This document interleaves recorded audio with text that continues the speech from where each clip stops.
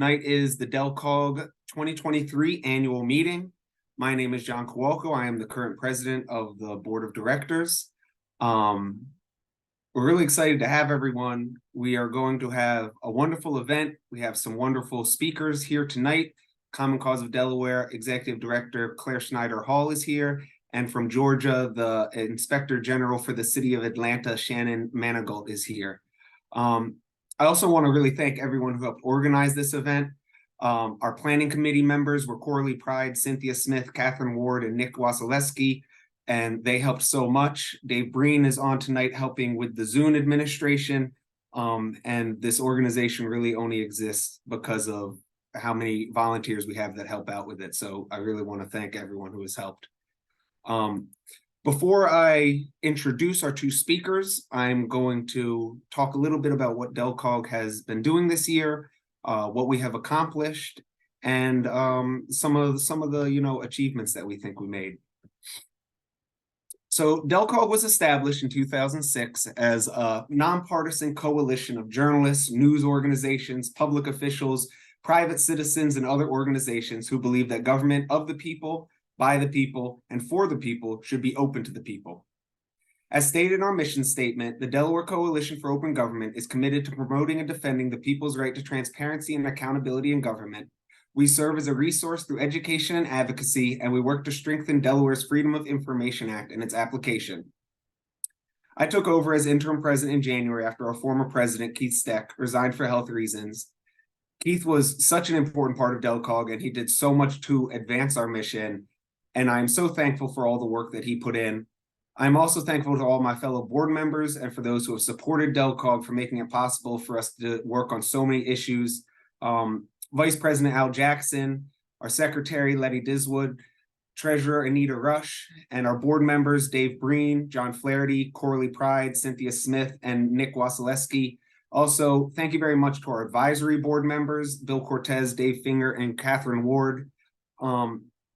Everyone who's a part of this organization puts in so much work, and we have had so much success because of how passionate so many of the people that are involved in this organization are. As we move forward into 2024, I am proud of what we have accomplished, and I'm excited to see what we can accomplish in the new year. DelCOG's biggest work this past year has been pushing for an Inspector General to be created in Delaware. An Inspector General would provide independent, nonpartisan oversight of state agencies and officials and would be empowered to investigate waste, fraud, abuse, and mismanagement, among other issues. Investigations and findings by the Inspector General would be publicly reported, furthering transparency, accountability, and public trust in our government. IGs are commonplace in most of the country, but Delaware lacks any system of this type of nonpartisan oversight of its government agencies. We have some elected officials, such as the Attorney General and the State Auditor, who have limited general oversight functions, and we have smaller agencies, such as the Public Integrity Commission, with specific and important functions. These agencies need to be supported and expanded because they serve important roles in government accountability. However, they are limited by their need to focus on those specific issues, such as routine financial audits, and they cannot fulfill the role of an Inspector General that provides broad general oversight. DelCOG has been working on this issue for several years, and we have had past events highlighting the importance of the work of the Inspectors General, including our Sunshine Week discussion panel in April of this year, which was sponsored by DelCOG, the Delaware Press Association, Common Cause of Delaware, Delaware Poor People's Campaign, the Delaware Public Preschool Coalition, the League of Women Voters of Newcastle County, Lead Free Delaware, the Metropolitan Wilmington Urban League, Network Delaware, the New Jersey Society of Professional Journalists, and Rise Delaware. The panelists in the discussion were Louisiana Inspector General Stephen Street, Delaware State Senator Laura Sturgeon, Delaware State Representative Mike Smith, Delaware Online, and the News Journal Underserved Communities reporter Anitra Johnson, and Lead Free Delaware co-chair Sarah Busick. The discussion is available on our YouTube page, and I highly encourage everyone to watch it if you weren't able to make it. We had an excellent discussion, and we had excellent speakers for that discussion. DelCOG was also invited by University of Colorado Springs professor Robin Kempf to write a chapter for a book providing an inside look at IG's offices and their creation. Catherine Ward and Nick Wasilewski have put in a huge amount of work into writing. It's such an informative chapter on our experiences in Delaware and the efforts we have made. And the book should hopefully be published in the next year. I really want to thank Catherine and Nick for all that work because they have been working tirelessly on that for months. Senator Laura Sturgeon will be introducing a bill within the next month to create a Delaware Inspector General. And so we encourage everyone to reach out to your state representatives and state senators to express your support for creating such an important office. In addition to advocating for the creation of an Inspector General, DelCOG has been working on many other issues, including assisting individuals and organizations with navigating the Delaware Freedom of Information Act, also known as FOIA, working with legislators to oppose restrictions to the public's right to know, helping pass House Substitute 1 for House Bill 34, which will require public comment on major agenda items at school board meetings, supporting the efforts of Lead-Free Delaware to provide safe drinking water in our schools and increase transparency in reporting and remediation of lead-based hazards, opposing efforts to allow the city of Seaford to authorize artificial entities such as corporations and LLCs to vote in municipal elections if they own property, raising awareness about the need for independent oversight to protect civil rights in the use of facial recognition technology by Delaware law enforcement, and raising awareness about the lack of transparency over the encryption of police and government radio transmissions. In this past month, we also completely revamped the DelCOG website, that's delcog.org, and so please let us know what you think of it and what resources you would like to see there. We have a lot of stuff up there, but we are continuing to add information, and hopefully within the next probably month, we'll also have our full annual report up there as well. Just to mention a few other events from this past year, in December 2022, we hosted an elected officials reception with the Delaware Press Association, and this event gave members of the public the opportunity to meet and greet with their elected representatives. At this event, we also presented the Government for the People Award to the Campaign to End Debtors' Prisons, and the Distinguished Journalism Award to Amanda Fries of the News Journal for all the work that they have done that really deserves that type of recognition. We also attended the National Whistleblower Summit and the National Freedom of Information Summit. We attended an Inspectors General's Conference with other individuals who have worked on the book chapter, and that's actually where we first met Shannon Manigault, who will be speaking later. It was really an excellent event, as well as the two summits. And we also supported Common Cause of Delaware in honoring former state representative John Kowalka Jr., who is also my dad, with the John Gardner Lifetime Achievement Award for Delaware for all of his years of service fighting for open government and government accountability. Financially, DelCOG ended the month of September with $9,237 in our bank account. And we also had spent about $2,138 in the prior 12 months. So we are doing pretty well financially. DelCOG is an all-volunteer organization, so we don't have any paid staff. Everyone who is involved in this organization is involved because of how passionate we are about this topic. If you would like to join or support DelCOG, you can find more information on our website, delcog.org, and you can also follow and like us on Facebook. Anyone who believes that government of the people, by the people, and for the people should also be open to the people can become a member. And so we encourage you to reach out if you may be interested. You can reach us at contact@delcog.org, or you can go to delcog.org/join. So once again, I just want to thank everyone who supports open government, everyone who has assisted DelCOG in advancing the people's right to know and to be informed about their government.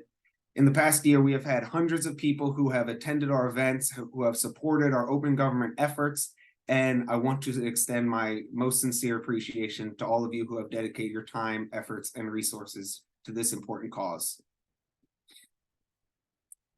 Now I am going to move it over to Claire Schneider-Hall. I'm sure you've heard enough from me already, and Claire is going to give us a really excellent presentation. After we hear from both our speakers, we'll spend about 20-30 minutes at the end of the event taking questions from the audience. If you have a question, please feel free to type it into the chat at any time, and I will read them out at the end for our two speakers. So first up is Claire Schneider-Hall. She's the Executive Director of Common Cause of Delaware. She has really been a passionate advocate for her whole life. She has written books, she has taught classes, She has advocated for stronger democracy, for more fair and accountable government. She was a member of the faculty of George Mason University for 12 years, and she has a PhD in political science from Rutgers and a BA from Smith College.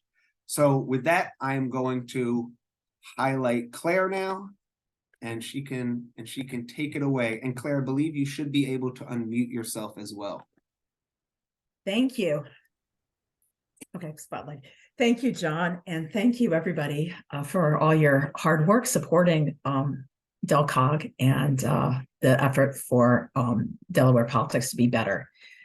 As John just said, I work as the executive director of Common Cause Delaware, which is a nonpartisan grassroots organization that focuses on protecting and strengthening democracy. And of course, increasing transparency is part of that mission. Tonight, I want to talk about the importance of transparency in a state governed by the so-called Delaware Way. After quickly reviewing the importance of transparency, I'll discuss various depictions of the Delaware Way in the mass media and also share some anecdotes from my time in Delaware politics to illustrate it. As a caveat, I want to say that I moved here in 2011, so I'm here a lot shorter time than many of you, and this is my perspective. So other people might have different perspectives, and hopefully we can discuss it in the Q&A. Transparency is essential, as we all know, to a fully functioning democracy in which people are tasked with governing themselves. Our democracy in the US is representative, and so we only choose our rulers. We don't have an opportunity to make normative policy decisions ourselves. Nevertheless, transparency remains a critical value. Transparency is necessary so that people can understand what's needed in terms of public policy, and also so that we can hold those in power accountable. It's been my experience in Delaware politics that we don't have a strong practice of public participation in the first state. And that lack of civic engagement is exacerbated by the so-called Delaware Way. Everybody here knows what I'm talking about, although my people at Common Cause National are like, what's the Delaware Way? Well, what is the Delaware Way? Ben Schreckinger in Politico explains in his article on President Joe Biden that, quote, the most important thing to understand about Joe Biden and Delaware and what it means for who he is this concept of the Delaware Way, which is something that Joe explicitly invoked as a model for Washington. He has said Washington is too acrimonious. The Delaware Way is a much cozier way of conducting politics, a much less adversarial way. It's about bringing people together or being bipartisan, reaching a consensus agreement. In Schreckinger's view, however, the Delaware Way is essentially cronyism. The LA Times refers to the Delaware Way as, quote, the clubby collegial way of doing politics that Delaware, and especially Wilmington, its most populous city, has long embraced. The local political culture even has its own name, the Delaware Way. And Biden, with his unshakable faith that personal relationships prevail over partisanship, is the Delaware Way on steroids, unquote. The News Journal explains it this way, quote, we are so small, the line goes, that we can get all the right people in one room and get things done. What this idea means in political terms, they say, is that the ultimate solution to any political or social problem should involve heavy doses of consensus, compromise, and moderation by both Democrats and Republicans. Temperament is valued above ideology, civility above principles, unquote. The News Journal article includes a couple of examples to illustrate how President Biden utilizes Delaware Way. They say that, for example, when Biden has found himself when he tries to form consensus rather than holding firm to his original positions. And the example they give is when he was trying to put restrictions on the invasion of Iraq. As soon as Dick Gephardt, who was the Democratic leader, came out in opposition and the thing collapsed, he went along with it. And he says, POTUS says, I was angry at Gephardt, I was frustrated, but I never second guess another man's political judgment. that turn of phrase is interesting to me because it really illustrates that sort of old-fashioned manly honor that POTUS embraces, and a lot of other people as well. The News Journal also notes that as part of the Delaware Way, the idea that only a small cadre of people are allowed to occupy the top positions of power. Quote, in 1992, for example, then Governor Mike Castle, a moderate Republican, was term limited, out of office, and looking for his next gig. Meanwhile, Democratic Representative Tom Carper, a moderate who was the prototype of a third-way Democrat in the early 90s, was tired of Congress. So the two simply ran for each other's jobs, with neither facing serious opposition. Neither Carper nor Castle has commented on the so-called swap, but it's been widely reported for decades, unquote. So getting back to transparency, I'd like to have a look into the room where that deal was cut. How do you get into the rooms? Well, Chief Justice Norman Vesey says that it's a question of pay to play, which is his definition of the Delaware Way. And if the Delaware Way is getting all the relevant people in the same room, then the questions become who is relevant and how do they get into the room? Obviously, money provides access, not unique to Delaware, of course, that's the case everywhere. But it does explain some of the resistance to campaign finance reform in the first state. So that is how the Delaware Way is portrayed in the media. And now I'd like to share a few anecdotes from my experiences in politics. I've been, and I'm sure you all have your own as well, I have been very active in Delaware politics since 2011 when I moved here full time.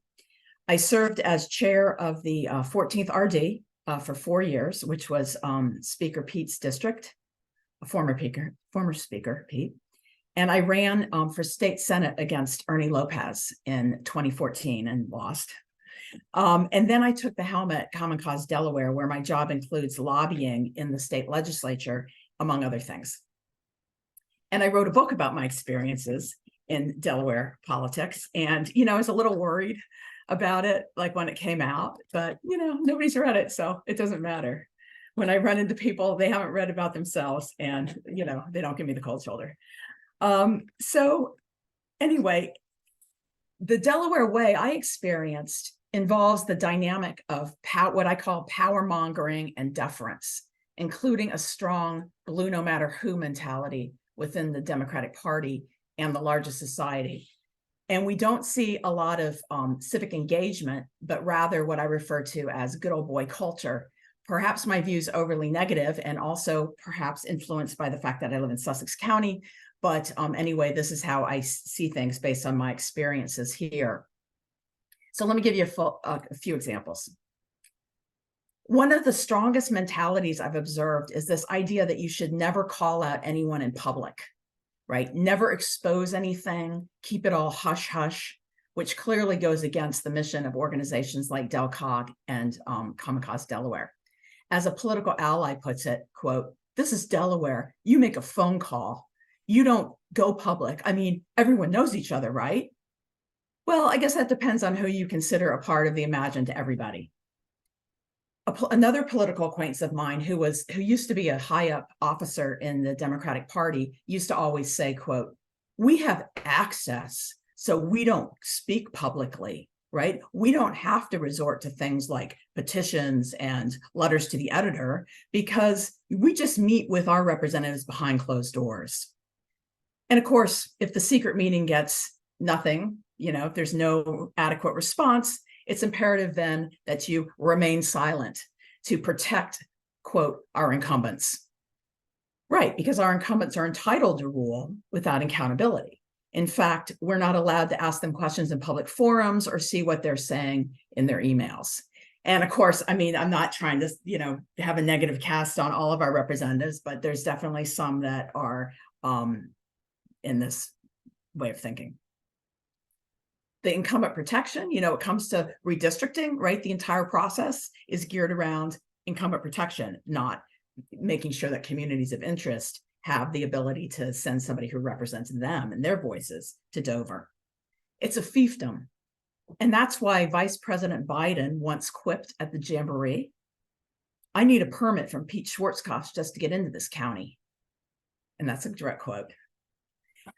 My problem years ago was that I never got that memo. And I thought it was normal to try to, engage publicly with your representatives. And I mentioned the former speaker's name in a letter to the editor, asking him to oppose the death penalty. And that, that started off a year of craziness. And he went totally ballistic about that. We'll just leave it at that, though, because you can read the book if you want more details on that. The former speaker also went after one of his House colleagues on the same basis, outraged that his colleague spoke publicly about things that should have been kept behind closed doors, acting like an activist when he's an elected official, because there's activists and then there's elected officials, and the elected officials don't need to worry about what activists say. In fact, I was in a Zoom meeting with somebody, another person who shall remain nameless, and she or he actually said the quiet part out loud, quote, "We don't care about emails that come from members of activist organizations. We just ignore them." Wow, is what I thought. That must be why it seems that a lot of times in committees, people aren't really listening when you have your 2 minutes to talk, or possibly 1 minute. But at least things aren't so bad as they were for me in graduate school when my dissertation advisor would open his mail during graduate student presentations. Anyway, there's this definite disconnect between elected officials and the public in a lot of spaces. And I think that's part of the Delaware way.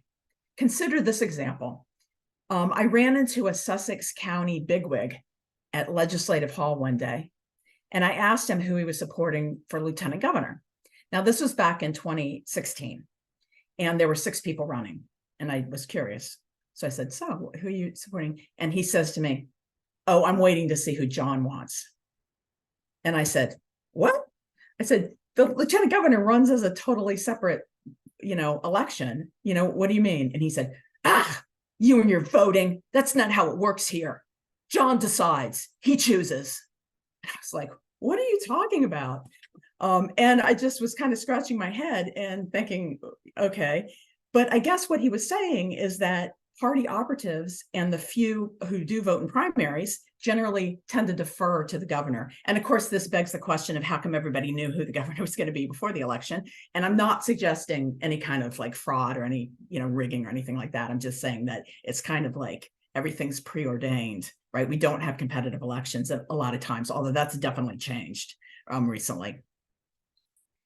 So party operatives are expected to toe the line, which leads to what I refer to in my book as habits of deference, right? And the dynamic of power mongering and deference, where people are expected to just kind of go along with whatever the powers that be are ordaining. And I term it, based on my experiences in Sussex, good old boy culture. And by this, I mean the hidden networks and the unofficial deciders. It's like Pete having breakfast every morning with his friends and calling it Leg Hall South, right? It's oyster eat, where women aren't allowed in the room, but that's where every male politician and, good old boy goes to eat their oysters, right? It's a retired state senator telling me, quote, "In Delaware, there are Democrats, Republicans, and fire companies." And when he told me that, I was like, yeah, I was new. I was like, "What are you talking about? Like, well, how can," and I said, "Well, what can I do as a woman given that?" And he said, "Well, why don't you join the ladies auxiliary?" I was like, okay, I don't think I have time for that during the campaign. So anyway, what I've come to understand is that he's referring to what I consider an unofficial network of good old boys from both parties who secretly call the shots, not in a conspiratorial way, but just like it's who's in the room, right? It's who's making the deals. It's the Delaware way, and dare I say the word, patriarchy. And it's toxic to democracy. Hidden networks, private conversations among the well-heeled and the well-connected, secret organizations, phone calls and backroom dealing, undisclosed reasons, pay to play. I don't have any easy prescriptions for cultural change, but I do know that none of this can thrive in the sunshine. None of this can survive full transparency. And none of that should be immune to the efforts of DelCOG and Common Cause Delaware and a lot of other organizations that seek to protect and strengthen democracy in the first state. Thank you.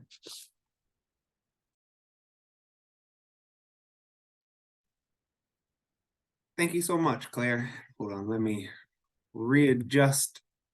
Oh, great. Thank you so much. That was very informative, and we are going to have some questions at the end as well. Let me just briefly introduce our next speaker, Shannon Manigault. She has served as the Inspector General of the City of Atlanta since 2021, and she was previously an Inspector General for the New York City Department of Investigation. She was also legislative counsel for the New York City Council, and she was a litigation associate at Davis Polk and Wardwell LLP. She received an AB in sociology from Harvard College and a JD from Harvard Law School, and she is a member of the bar in Georgia, New York, and New Jersey, as well as a certified Inspector General. Thank you so much for hopping on our Zoom, and let me spotlight you now so that everyone can see you. And I believe you should be able to unmute yourself. Okay. I'm going to try to share my screen. This one. Oh.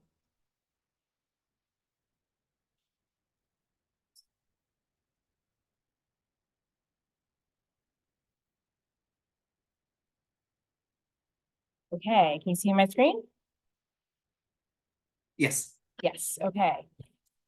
Well, thank you. Thank you very much for that introduction, John. And thank you, DelCOG, for having me.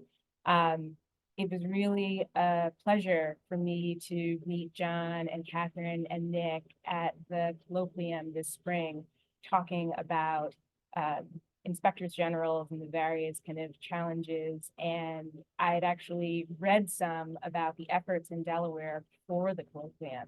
I'm very much a nerd when it comes to all of the work in this field.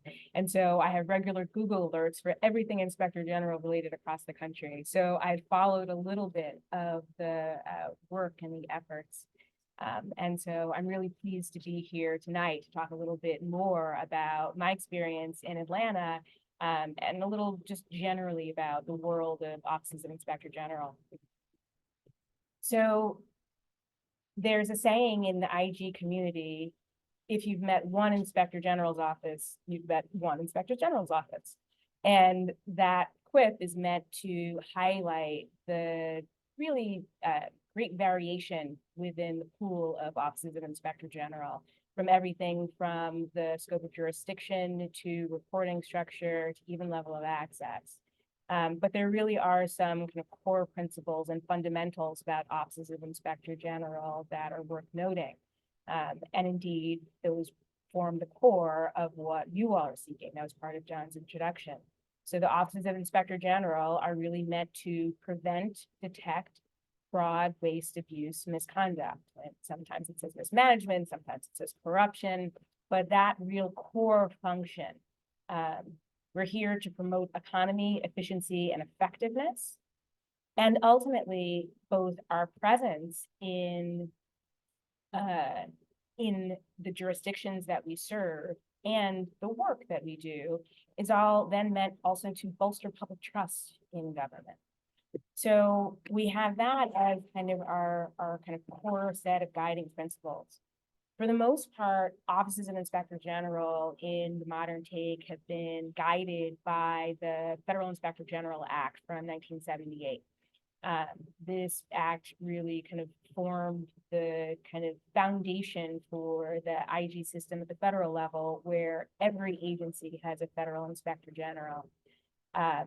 There are kind of different levels of presence in the state and local level. So numbers here represent, besides the federal, which is a given, represent the information that I've gathered, because like I said, I'm a nerd about these things.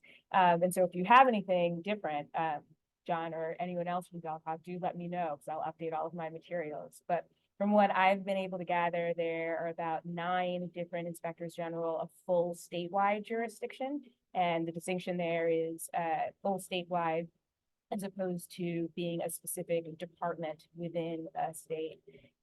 Same thing goes to the municipal level. That 17 represents the number of kind of citywide jurisdiction for municipalities in the US. It doesn't include Montreal IG, who we're also in good contact with. We try to stay close and have open communication between us cities.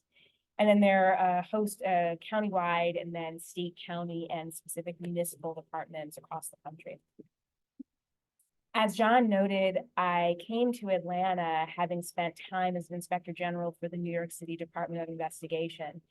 DOI is kind of the exception to what I've said before about state and local IG's offices really being kind of playing off of the federal IG Act, because the Department of Investigation goes back all the way to 1873 from the Tammany Hall era. And while it was called then the Office of Commissioners of Account, that same institution has become the modern day New York City Department of Investigation. So I don't know how familiar you all are with kind of old New York City politics. To me, this is just a matter of American history, because in some ways, when we think about corruption, this is the forefather, right? The real kind of standard bearer for American corruption in politics is William McGeer Tweed, AKA Boss Tweed, who ran New York City and had a large hand in New York State government for years. He ended up being taken down. If you are not familiar with Boss Tweed, I highly encourage you to look him up. The Wikipedia, if you don't want to read a full biography, and there have been full biographies about him, you can do the shorthand of Wikipedia. It's worth the read. The extent, the full kind of depth and breadth of the corruption from Boss Tweed and the culture that he created of corruption in New York City is really kind of without precedent. And while there have been some successors, and we've seen some, and I'm going to talk about some in a little bit of time in the next few slides, it really did kind of set all of the things that we think about in terms of public corruption and graft, in terms of needing to pay in order to get jobs, needing to pay in order to get city contracts, the inflation of bills, so that then there were kickbacks. I mean, in some ways, it really does speak to what Claire was describing, the kind of party operatives, as you had the Tammany Hall ring in the upper right-hand corner. In this case, though, not so hidden networks of the deciders, and certainly kind of good old boys there. But where Claire was making the distinction that there was not a kind of pay-to-play insider network, this was very much a pay-to-play network. I'd love to be able to say that that commissioner of accounts that then became DOI was responsible for taking down Boss Tweed, but as I said, it was really the kind of political pressure that came to bear from the host of these cartoons. New York Times had been running a series of exposés, but it was the political cartoons that were running in Harper's Weekly that ended up kind of turning the tide of feelings against him. And he's famously reported to have said that it really wasn't the New York Times scrutiny, right? I don't care a straw for your newspaper articles. My constituents don't know how to read, but they can't help seeing them damn pictures. And so you see these images that speak to the extent of the influence, right? The thumb in the bottom right-hand corner over New York City. This is the viewpoint from New Jersey looking in, the entire city under his thumb. I mention all of this, kind of walk down memory lane, because the core of this is that while no, the Commissioner of Accounts didn't stop Boss Tweed, the Commissioner of Accounts was established because of Boss Tweed, and that standard of having corruption and a possible scandal then be the impetus for the birth of IG's offices is something that's happened again and again. And most recently, for our purposes, in Atlanta, actually most recently in a city way in Dallas. As I said, I keep tabs on these things.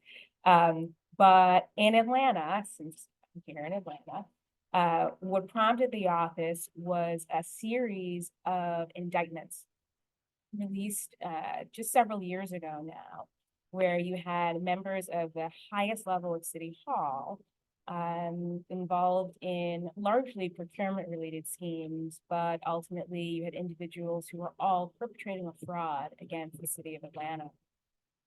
And so while the investigation had gone on for a few years, it ended up surfacing with the public issuance of the indictment of this individual, who was a contractor who'd done a considerable amount of business with the city. It turns out part of the reason that he did so much business with the city was because he had paid upwards of $3 million in bribes in order to get that work. And there were other individuals who were involved, but also other individuals were involved with their own levels of scheme. So this is a deputy chief of staff who received funds in exchange for steering city contracts. We had the CFO, who was also indicted this time. This is the one exception. It wasn't procurement related, but other old school graft, where he was using city credit cards in order to buy personal items. And the kind of colorful example was that he had ordered weapons that he, in having them delivered to City Hall, attributed them to be purchased by Atlanta Police Department, but they were not. They were for his own purposes. So he has the only person who was part of the raft of federal indictments whose trial is actually still outstanding. It was supposed to happen this year, but it was postponed. Other figures involved, the director of human resources at the time, who played a very significant role in the mayor's campaign. This was the person who had received the large majority of the $3 million having spent in bribes from the contractor. That was part of the first slide. We had the city's chief procurement officer, because if you talk about procurement, naturally, no one's better positioned to impact procurement than the city's chief procurement officer. And he too was involved in taking bribes in order to steer city contracts. Commissioners of agencies were spared. So this is the head of the Atlanta Department of Watershed Management, where she too received gifts and work on her home in order to steer city contracts to this contractor, who was supposed to have gone to trial in May of this year, but just 1 week before his scheduled trial ended up pleading. And so I received 5 years for his issuance of bribes in order to receive these city contracts. So in the aftermath of all of these indictments, the city of Atlanta took a number of intermediate stopgap measures. But ultimately, the thought was that there needed to be a more holistic approach to address all of the findings from this wave of indictments. And so a blue ribbon panel was assembled, this task force for the promotion of public trust, where it had prominent members of civic institutions and educational leaders and judges and other professionals. And the thought was, what can we do to more effectively review and possibly reform the city's existing oversight structure? So the task force held 5 public hearings and ultimately then issued a report. In the course of its 5 public hearings, it heard from the different corners of Atlanta's oversight structure. So it heard from the city auditor's office that existed, the ethics office, the law department for the city had a compliance unit that sometimes performed investigations for the city. So heard from its city attorney. Separate from the inside organizations, we also heard from some outside experts. So there was a municipal integrity expert, the former director of the Center for the Advancement of Public Integrity, which was housed at Columbia Law School. Also from the inspector generals for the city of Philadelphia and the city of Baltimore. So after all of these hearings, the task force released a report that detailed all of its findings, 50 pages, with lots of references to all of the things that it considered. But when it boiled down to it, there was just one recommendation, and it was that the city of Atlanta needed an Office of Inspector General. Now, I know the process that Delaware has kind of gone through in its efforts to establish an Office of Inspector General. So you'll really appreciate this next bullet, that once this recommendation was made, 4 months This recommendation was accepted and very quickly then moved to put it into effect from the mayor and city council. And so to have 4 months in the world of legislation is lightning fast, particularly when the creation of the Office of the Inspector General, they placed this into the charter. So this is major reform, and so additional hurdles that had to be overcome in order to build this into the city charter. But it was very clear that this was a priority, and obviously very much wanting to kind of address the issues and also make the public feel at comfort that something was being done in order to address everything that was exposed with all of those indictments. So this is what they created. And the most important part of the slide is, without question, at the top, it's the governing board. The Office of the Inspector General reports to a governing board, and the individuals who are on this board are 9 individuals who are each nominated from a series of civic and professional and educational institutions. And the reason that's important is that you wanted to make sure that the office maintained its independence. So you'll see in the next slide, you didn't want a situation where the Office of the Inspector General was having to report to the mayor or to city council, even though there are fine offices of Inspector General that report to either of those. There are also Inspectors General's offices that report to both. The thought that if you're reporting to both the executive and the legislature, that acts as a counterbalance.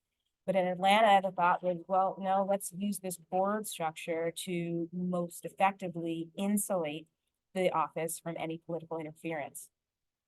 The office is comprised of 2 divisions, the Compliance Division, which is its investigative body, and then the Independent Procurement Review Division, which performs audits of all of the city's solicitations for contracts that are going to have an aggregate value above $1 million.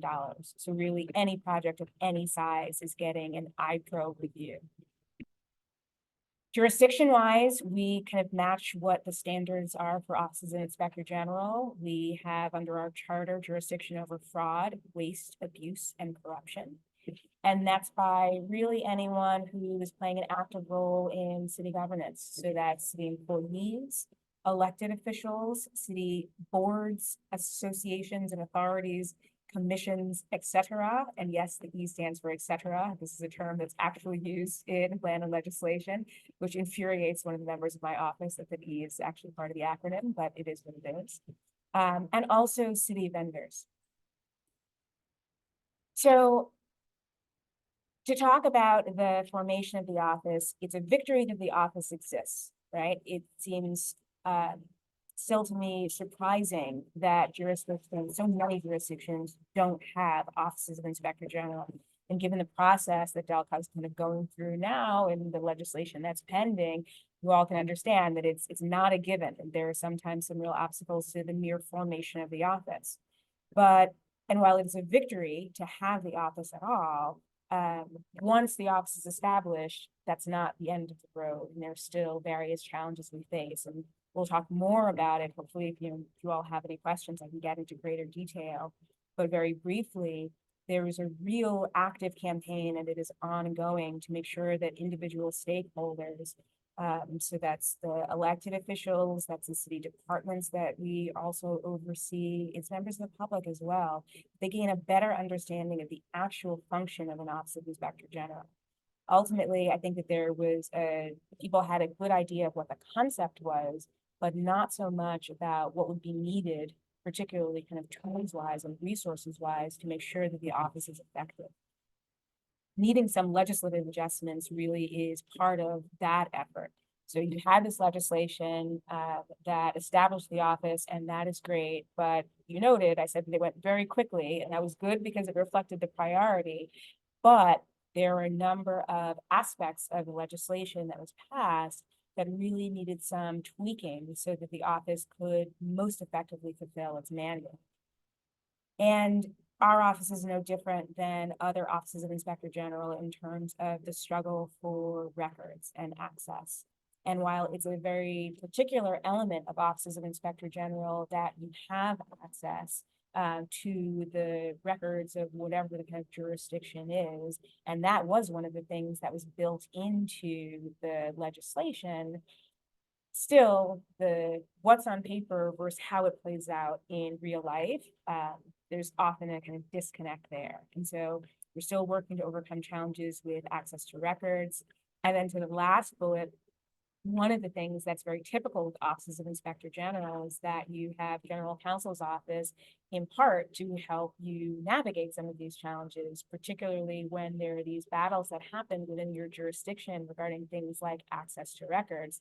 Then you have lawyers in-house to then kind of walk through some of those issues and work with the city law departments or other entities to kind of smooth those edges out.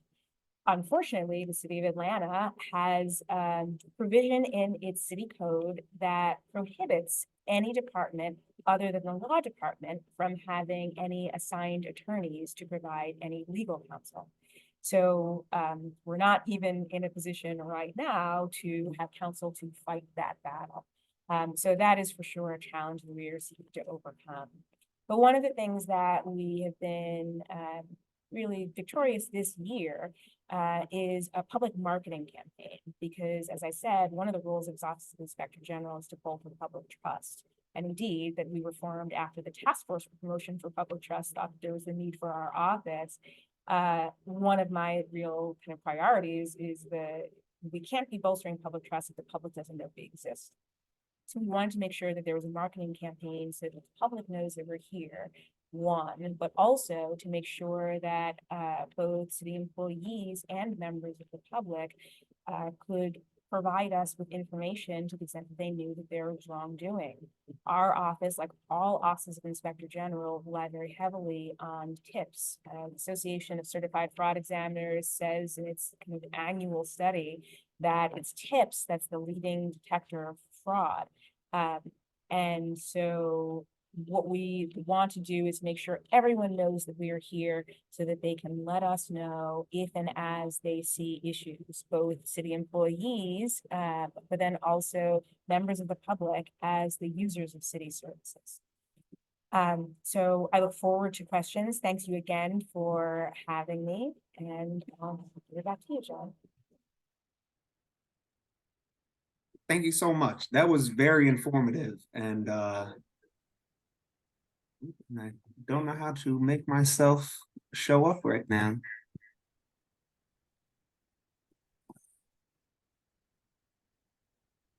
Yeah, so you guys can hear me for right now.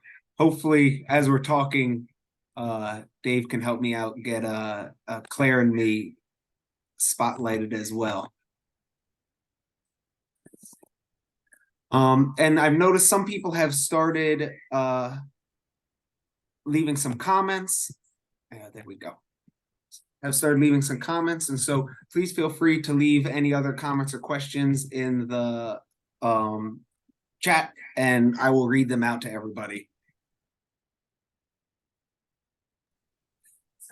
Oh, great. So I think we might as well get started actually with a question right here for Shannon, which is, will copies of that training deck be made available? Sure. Okay. Yeah, absolutely. Yeah, because that was a very helpful overview of what Inspector General is and does in the history. Oh, I couldn't spotlight myself because I didn't have my video started. Look at me. This is why we have Dave here helping me out. All right, so to get to some of the other questions, I want to start with Claire and ask, just how does Delaware compare to other states in your understanding in terms of government transparency? In 2015, the Center for Public Integrity ranked Delaware as one of the least transparent states. I believe we were 48th out of 50th in terms of transparency. Have you seen any changes in that time, and how would you judge our transparency currently? Well, I think there's a lot that needs to be done, and I'm hopeful because I haven't seen it yet, but there's FOIA. Well, you guys probably have seen it. The FOIA legislation that's being put forward by Senator Townsend for the upcoming session. But I know that it's very, there's a lot that needs to be done in terms of first of all, beating back attempts to gut FOIA by putting in big loopholes and so forth, which has been done which was attempted in the last couple of years, making it more affordable for people to be able to get, and more timely for people to be able to get the information that they need. There's a lot of room for improvement, as you know. So I can't, off the top of my head, I don't know all the different states, but I do know, like in Florida, where I'm from, they have, like, you can't even talk at all. If you're on a school board, you're not even allowed to talk at all. Everything has to be done like at the actual session, you know, which people don't like because it makes it difficult to do your job. But it's kind of the antithesis of the idea that, you know, things shouldn't be brought in public. It's the idea that you can't even, you know, say anything. So, I mean, I think there's a range of different approaches, but I hope that we can really strengthen Delaware's FOIA this year. And going over to Shannon, can you please provide examples of how an Office of the Inspector General can bolster public trust in government? Sure. So I like to give an example. So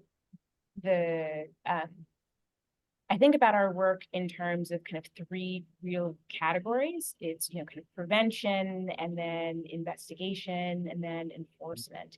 And one of the things that we do for prevention are anti-corruption lectures and training for city employees, and ultimately will make it to city vendors. And one of the things I say during the anti-corruption training are that the part of the prevention is just knowing that someone's looking. And so that and the deterrent effect of the existence of the office should help keep bad actors from engaging in some misconduct. And that's not going to be everyone, right? But the example that I usually give is, think about it as a kid walking into a candy store who might be inclined to, you know, fill the pockets without any money, right? That kid might be a little less inclined to do that if the owner is sitting there, you know, eagle-eyed watching. There's someone kind of in the rows dusting that's not really dusting. There's cameras, there's mirrors in the corner, as opposed to the candy store where the owner's just sitting on a stool behind a newspaper, right? The mere fact that you know someone might be watching and that you might get caught helps act as a deterrent. And so part of the bolstering of public trust is that people see, okay, yes, that office is there. And so maybe then there's going to be some kind of, you know, police action, and feeling the comfort of the fact that we are looking at these issues. We are looking to increase accountability and improve the anti-corruption landscape. The other thing is just through the work. It is, as we conduct our investigations and conduct our reviews, we expose where there are shortcomings, both in terms of individual misconduct, but also where there are corruption vulnerabilities. So sometimes we might have an allegation that, you know, let's say we get an allegation that Claire's been stealing, right? We think that Claire's been into the supply cabinet. We do an investigation and find that no, Claire hasn't done anything like that, but that supply room has no lock on the door. So we make a recommendation to that department, you know, here is something that you need to do in order to prevent this vulnerability from being exploited. So those are some of the ways that we try to make sure that we are bolstering public trust.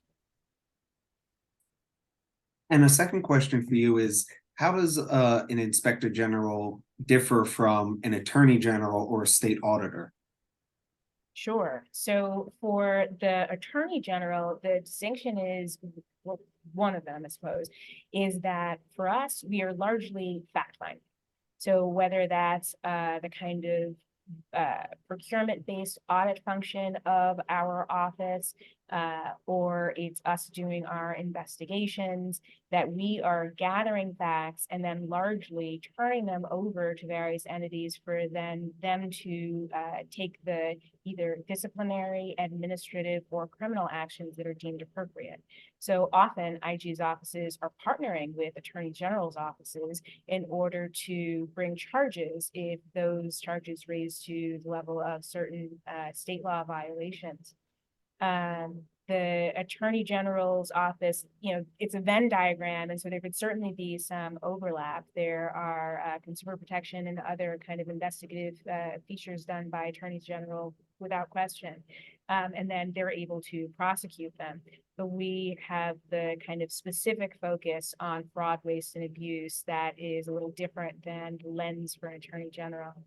And then with auditor shops, whether it's a state auditor or city or anyone else, it's a shared mission of fraud, waste, and corruption. And I was really coming from DOI, we had kind of that as the tagline. When I came here, the city auditor's office individuals use that as part of their signature line. Fighting fraud, waste, and abuse. It's like, hey, that's our line. That's Inspector General line. But it really does point to the kind of overlap in mission there, but it's about approach. So audit is different than an investigation. I could go on about kind of what that is. They work in a way that's complementary. And in fact, our charter kind of anticipates that there's going to be cooperation and collaboration. So it specifically outlines that if we're conducting an investigation and find that there's a need for an audit, we should make a referral to the city auditor's office. Likewise, if the city auditor's office and the performance of the audit finds that there's something that needs specific investigation, it should make a referral to our office. So that's both built into the law, and that's actually how it's been playing out in practice. So our offices work together for a common goal. And going to Claire, I'm going to go right to Cynthia's question, as she just said. How do you think that Delaware can deal with some of the gatekeeping that is sort of inherent in the Delaware way?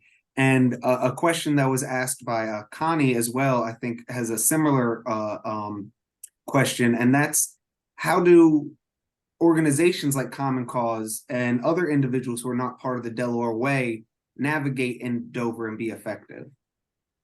Great questions. The second question first. That's a really good question. When I first started back in 2015 with Common Cause, I remember discovering that after session, there's all these fundraisers for all the elected officials. And I went to one with somebody that I supported, and I was talking to a high-paid corporate lobbyist, and he's like, "Oh yeah, you got it. If you're a lobbyist, you got to go to these things every."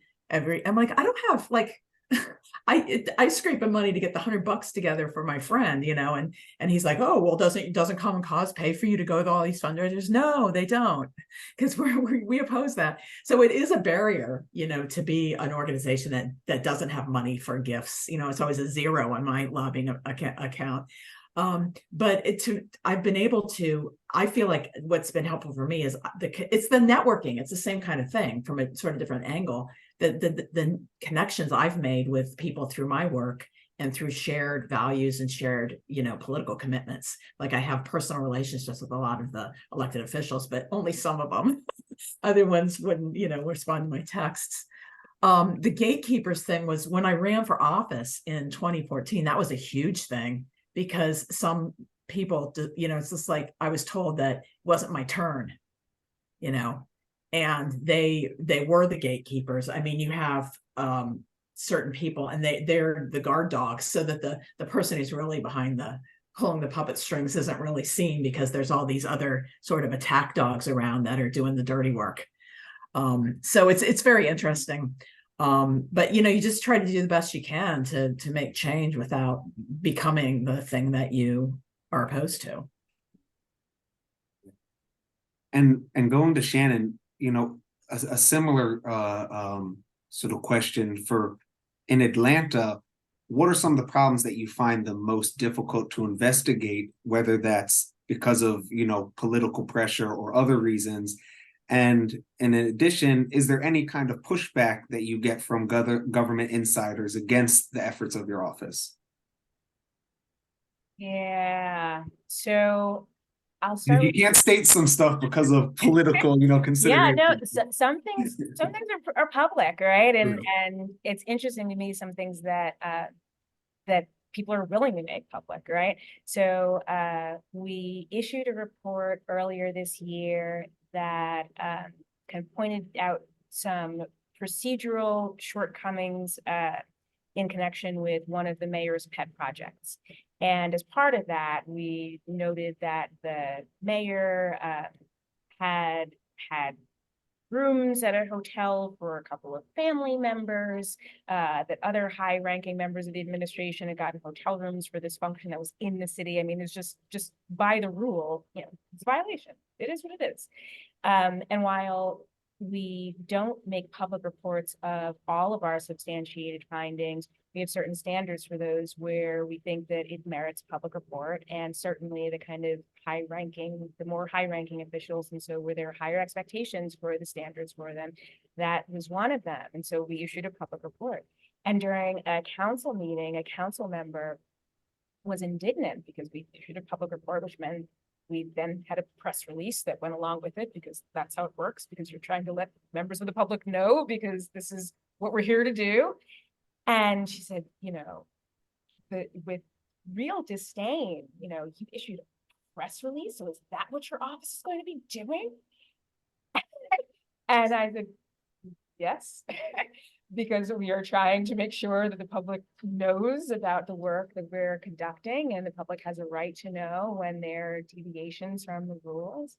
And she was so disgusted by that. And so I think there's a lot of kind of overcoming a culture where I think in the past, sometimes there have been some findings where it's a little, well, we'll just handle this kind of quietly. And that's really not the nature of an office like this, right? You know, and it's not we're issuing a press release because look at us, we're so great. It's because the public has a right to know. And so we want to draw attention so that then, again, the deterrent effect and people know about it. And so I think it's overcoming some of that. What are you here for? And get out of here, and then let's not embarrass this person. In terms of challenges with specific kinds of investigations, not yet. We are very much because of the independence of the office, you know, because I don't say this casually, other people really don't have the luxury of the independence that we enjoy because of the structure of the offices. We really haven't felt any kind of political pressure to not investigate things that we are looking in, right? I think the administration knows some of the nature of the investigation because we don't have the direct access that we would really like to have. So we have to still ask for some pieces of information, which means they know that we're looking for certain things. But we haven't had any kind of pushback there. I think the real challenge has been less about a subject matter and more about those access issues.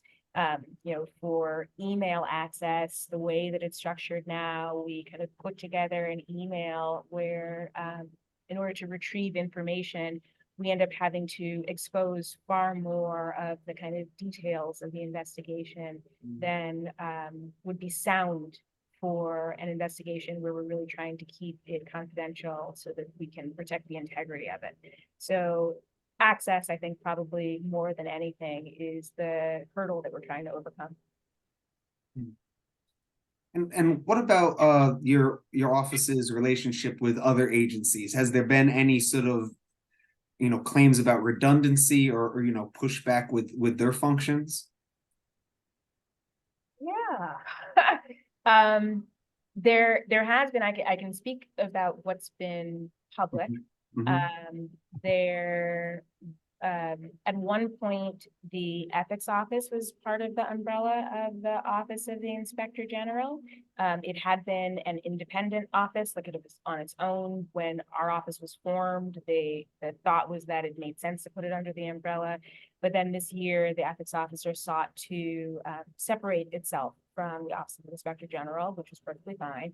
But one of the things that came up in that conversation of the separation, because it required legislation in order to do that, was about the focus of the office, and that the ethics officer made statements saying that she didn't want her office, which, while it does conduct investigations into violations of the ethics code, didn't want the office to kind of be besmirched with that's just about investigations, given the broader role the ethics office plays in terms of giving advice and also in administering the financial disclosure program within the city. So, you know, kind of not wanting the ethics office to be kind of tainted with the, I guess, you know, investigations were the bad guys.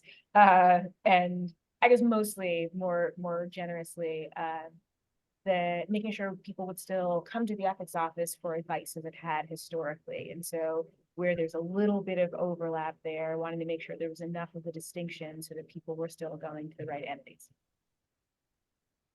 Well, that's very interesting.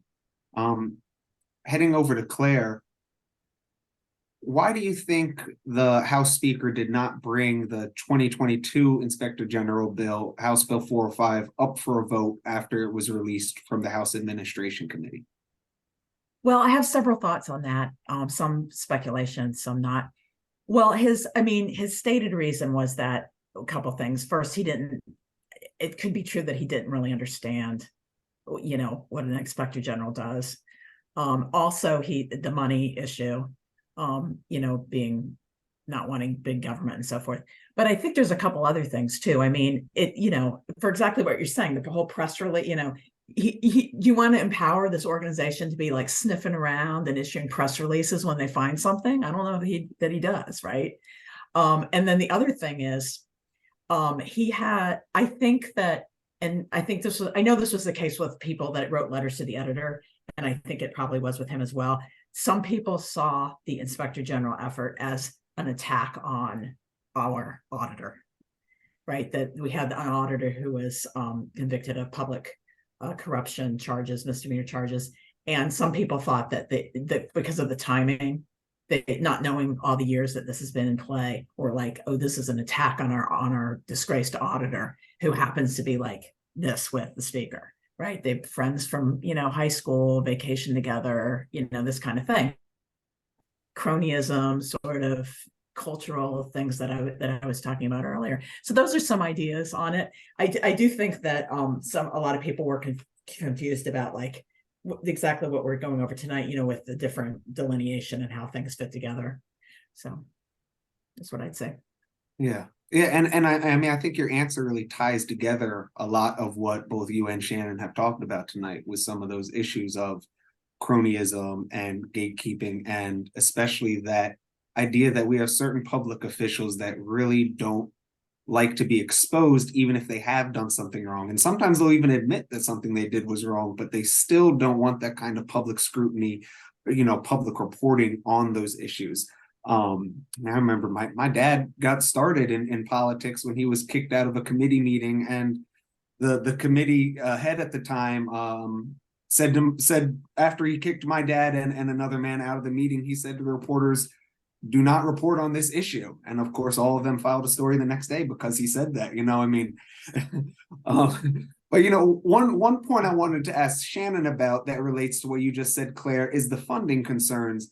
And I wanted to ask, how does the funding in Atlanta, does your office recoup the money that is spent on the office? And how can you sort of expand and let us know how that, because that I think is probably the number one public concern that is raised about creating an OIG, is that it's going to cost money.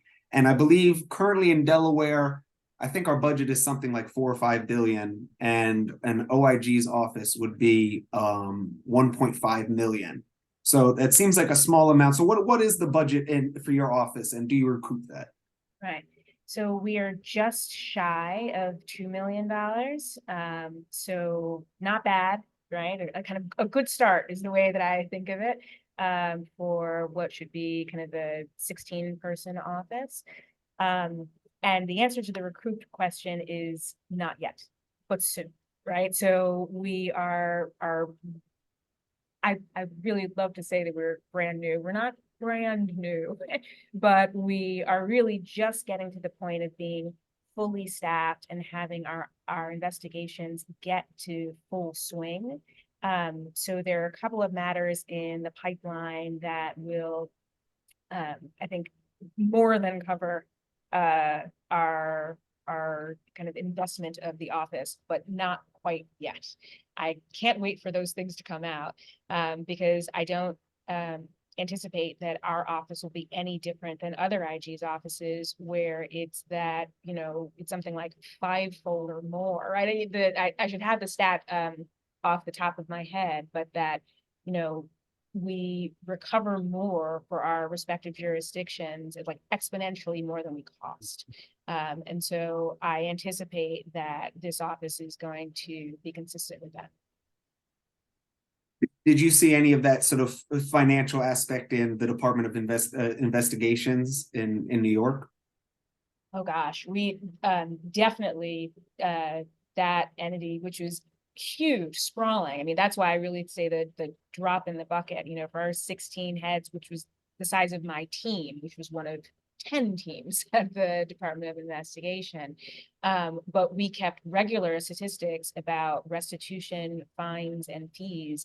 And yes, even for an entity that their budget is, many millions of dollars, without question, they're bringing in that. I mean, I think the largest fraud that in modern history perpetrated against the city of New York resulted in, was detected by the Department of Investigation and resulted in a $500 million restitution. So, yeah, I think the agency is probably still living off of that. And that was roughly 2014, 2015. Mm-hmm.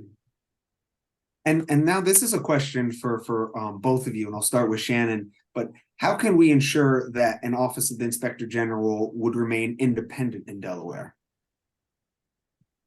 Yeah, I think as I talked about in the presentation, I think the structure of the office really does matter. And so there are certain kind of hallmarks of independence for IG offices. So one is the reporting structure, in the ideal world, and nothing's ideal, but you don't then report to the entities that you would then be investigating, right? So you don't want to have you investigating the kind of either executive or legislature, and then you have to then go to them and have them have any control over the kinds of work that you're doing. So reporting is one thing, but then direct control is another. There's indirect control in the form of budgeting. So while we have this great structure where we report to the governing board, and so we have the insulation from politics there, we don't have guaranteed funding under the charter. So that's another independence kind of hallmark, where some jurisdictions are guaranteed, at least as a floor for their funding, some percentage of their jurisdiction's annual budget. So that then you don't have your jurisdiction, saying, sure, we give you all the powers, but little by little siphoning off the money from your budget so that you can't effectively do your job. So I'd say if you can get the funding to be guaranteed, that would be great. If you can get it structured where you don't have to kind of report substantively to the people in responsibility, that's great. And then the other kind of hallmarks of independence tend to be the kind of set terms for the inspector general who's chosen, so that then removal only for cause, so that can't be kind of done at whim, and appointment by outside individuals. So again, some of those are typical protections for independence. Mm-hmm. Yeah, and I just want to say real quick that I like the fact that you brought up the budget, because we've seen that in Delaware with the Public Integrity Commission, for example, where the budget has been never increased and actually decreased in several years. And I think they have 2 staff members for an agency that really is vital to democracy. Claire, please go ahead. I was just going to say, I mean, I don't know what I have to add to that really great response. The only thing I would add is, I think there needs to be like a public education campaign around it as well, even, after it's established, because, if you're trying to transition to a more democratic culture and a culture of engagement, which is what I advocate, and not have this, what I was describing, this, and I was just, John, when you were talking a moment ago, it just occurred to me, when we were working on filibuster reform at the national level, the Democrats kept saying they were going to have a family conversation. There's going to be a family conversation. And and that's exactly like what you were saying with your dad and another man getting kicked off. Well, we won't talk about this. We've punished you and we'll keep it private. It's this kind of familial sort of way of relating to people, as opposed to, which might be better than, what we're seeing with the toxic, cutthroat culture we have in Washington now. But getting the idea that it's good to expose things, it's good to investigate, that the public what needs to know, getting those kinds of ideals out there and trying to get slowly get people on board with it, just so that there'd be public support for it, not the other side saying they're power hungry, they're putting their nose where it doesn't belong, we were elected, so we should be able to do whatever we want. You have to constantly counter those types of self-interested messages that get out there with a sort of a public and democratic set of values. Absolutely. There, just to add to that, the Association of Inspectors General, which is the professional organization that really kind of streamlines the professionalization and standardization for state and local offices of Inspector General, provide certifications. And as one of the certification course for the Inspector General course, there's a whole segment about the press and how important it is to engage with the media, because it's reaching those members of the public. It's right. If you're having to do battle with city departments and city elected officials, that's one thing, but you really do need the public on side, because then when you have some of these disputes, when you have the electeds looking to shave the budget or reduce some elements of your power, then who's there to support you? But if you have public support, because there is, as you said, Claire, that understanding about what you're doing and appreciation of the good that's coming from the office, then it makes it that much harder for the elected officials to try to do things to hurt the office. Yeah. Well, thank you. But yeah, I think those are really important points. And I think that goes to the need for what DelCOG needs to do, even if this office is created this year, that there's still a lot of work for those who support open government, those who support government accountability, to keep fighting and to keep pushing for the recognition of this office, and to make it so that the public depends on it so much to get that kind of government transparency and that trust, that they don't want to lose that. Going to Claire, what are some of the issues in Delaware that you think really highlight the need for an inspector general in our state? Well, what are some concrete issues? I mean, the how decisions get, one example, like it'd be interesting to know like how decisions get made on what projects get funded and what don't get funded, right? That'd be some, because it's not just the legal stuff, but also decisions that aren't like, as we've said, as Shannon said, and we all know, right, that things that aren't illegal or whatever, but just how did that decision get made? Putting some light on that, why was that bus stop shut down, for example? So. And I guess we need to start wrapping up. So I'm going to ask one last question to Shannon, and just what effect do you think your office has had in Atlanta so far? Well, we've bothered a few people. so that there's that. Gosh, I think that when I have conversations with people who aren't aware of our office, right, who had nothing to do with it, or outside of kind of city politics, and I describe what the office is, the overwhelming response is, "That's amazing. I'm so glad you're here. That's great." And my attitude to that is like, tell a friend. But I think it's, as people know that the office is here, I think there really is a lot to be said for how assured people feel that we're there and that we're watching. And I expressed to members of our office a certain sense of urgency in getting some of our reports out, because we've got these great projects and we want people to know about the good work that we're doing. And we want some of our findings to come out so that the next person who might be looking to do the same thing doesn't do it, right? Like all of the good that comes from us doing our work and then sharing the findings of our work. So I think we're slowly making an impact. There was a piece of legislation for procurement, because all of the contracting in the city ends up going through legislation in the city of Atlanta, where our independent procurement review team had conducted its review, and there was basically no attention paid to it by the council members. But a member of the public, actually the person who lost the contract, came and pointed out various parts of our report. So yes, the person lost the contract and was trying to gain it back, but then we pointed out some real deficiencies in the process, and those would have been ignored but for these handful of stakeholders bringing attention to it. And so because they brought attention to it, I know that the council members are now paying more attention. And so little by little, we're making an impact. That's wonderful.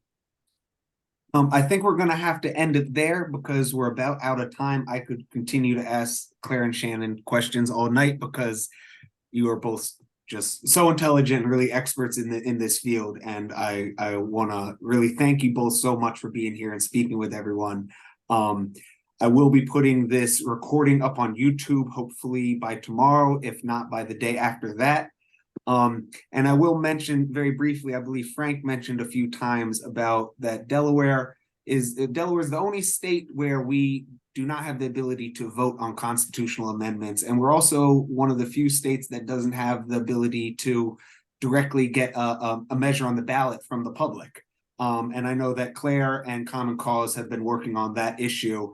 And that's an issue that DelCOG supports as well. And so hopefully we'll get an inspector general done this year and we can start working on that issue as well. Thank you, everyone. We are going to be on for about another 10 minutes because I'm going to throw it over to John Flaherty. He is going to announce our election results. We recently held our officer elections for president, vice president, secretary, and treasurer in DelCOG. And so I'm going to throw it over to John. He's going to announce our election results, and then we'll be off. But thank you so much, Shannon. Thank you so much, Claire. Yeah, I really think that this is going to be the year for an IG. Yeah. Good luck. Thank you so much. All right, thank you. All right, and John, I just made you co-host, so I believe that you should be able to unmute yourself. Okay, can you hear me yet, John, Mr. President? Yeah, we can hear you. Real quickly, first of all, thank you for a fascinating hour and a half discussion of the issues. It was one of the best meetings I've attended, either in person or on Zoom. So, and I want to particularly give a shout out to Nick Wasilewski and Catherine Ward, who have been really working for this issue for many, many years. The election process was a twofold process here. First process was to send out requests for nominees for the office of president, vice president, treasurer, and secretary. And the four nominees we got were the four who are in office right now. John Kowalka III, Al Jackson, our vice president, Letty Diswood, our secretary, and Anita Rush, our treasurer. So after, with no other further nominees, about 2 weeks after that, I sent out a ballot asking for people to vote for either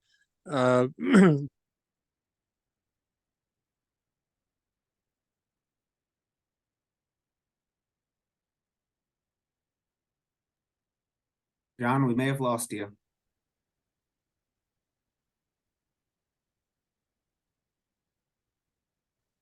All right, am I back now? Yep, you're back. Okay, sorry, but I'm having problems with my computer. But anyway, the elections, the results came in, and the ballots, the results were as follows: John Kowalka III as president for a full term, Albert Jackson as vice president, Letty Diswood as our secretary, and Anita Rush as treasurer. So that's the results of the elections committee report, Mr. President.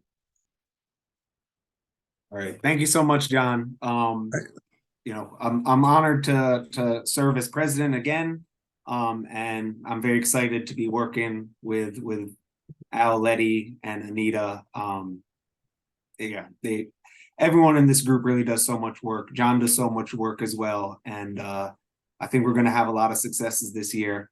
I'd encourage everyone to visit our website, visit our Facebook page, go to the City of Atlanta Inspector General website. They really have a wonderful website, a wonderful Facebook page. Like and follow them. They give updates about what's happening in Atlanta, as well as just updates about other issues important to government transparency. Common Cause, same thing. Please follow Common Cause of Delaware. Like them on Facebook. Yeah, they really do amazing work in the state of Delaware, and I'm really excited to see what we can accomplish in this next year. Thank you everyone for coming, and that's all. Oh yeah, and Cynthia Smith, she's on our board. She just mentioned that please feel free to join our DelCOG meeting. We have it every month. It's open to the public. It's open to anyone who would like to come. We encourage everyone to come, and anyone who is a member of DelCOG can join our committees and help out with the work we do. You don't have to be on our board to help out. And anyone can help out, and most of our work is done on our committees anyways. So I would really encourage you to reach out and join. And I see many of your faces. John, I just have one comment, if I could. Of course. Regarding our January meeting, I would like to have on the agenda Sam Waltz, who's been a presence in Delaware politics for about 50 years. He sent me a very thoughtful email about the benefits of possibly having in-person meetings in the future. I personally like the Zoom part of it, but what I intend to do is I'm going to circulate Sam's very thoughtful comments to the to the board and to the officers, and maybe have a discussion on this at the January meeting. That's it. Yeah, wonderful. Thanks. Yeah, and our hope is that we will be able to start having in-person meetings. We certainly won't be ending the ability for people to join, to view, and to participate on Zoom. But there's it's never the same when you're not in the same room able to talk to each other. So hopefully we'll be able to do that soon. And we'll have some, food and drinks as well for people as well, when we do start that back up. But that is a hope for the next year. All right. Well, thank you everyone for joining us. Thank you for being interested in this topic and for doing everything that you do to make this state better. Thank you to Claire. Thank you to Shannon. Thank you to everybody who's involved with DelCOG and everybody who supports open government in Delaware. Together is really how we get things done, how we fight back against the Delaware way, how we work in the public's interest, and we're really going to have a lot of success going forward, I think. So thank you, everyone. Have a great night.